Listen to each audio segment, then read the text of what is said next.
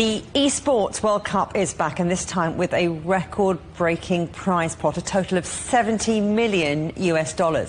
This year's contest will see 2,000 elite players competing from some 200 clubs across the globe. China is sending 22 teams, including the 2024 Valorant Championship winner, EDG, or Edward Gaming Esports, now a multi-billion-dollar industry. It's a medal sport at the Asian Games. Professor Tom Cannon is an expert on sports finance and economics at the University of Liverpool.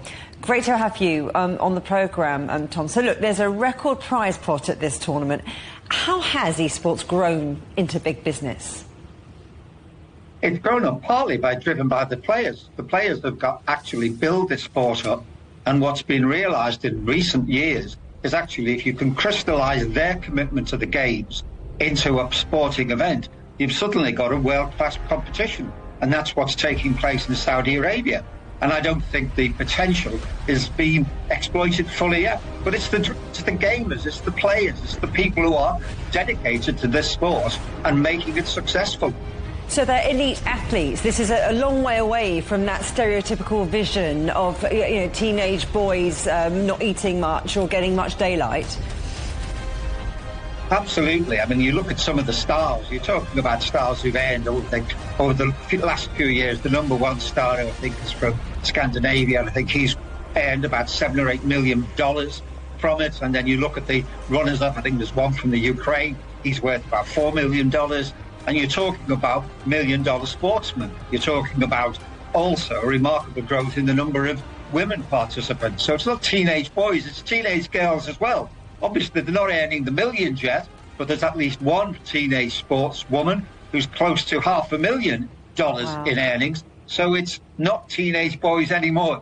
It might be slightly older than teenagers, and that's also changing in terms of the profile of participants.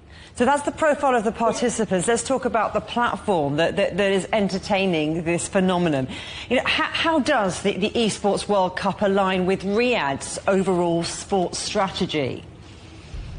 Well, it aligns in two ways. First of all, they want to be a global leader in sport, which is why they're keen to get physical participation sports like soccer there. They want to be a global leader in that side.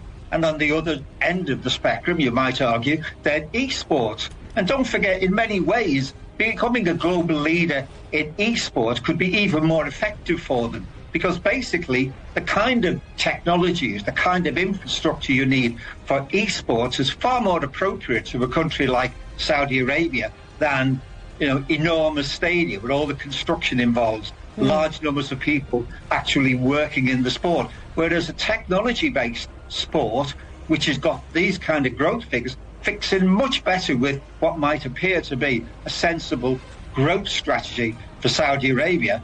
And that's what they want to have. They want to have growth sports, and they want to be selective to some degree, but they want to be global leaders. And they're global leaders already in this sport.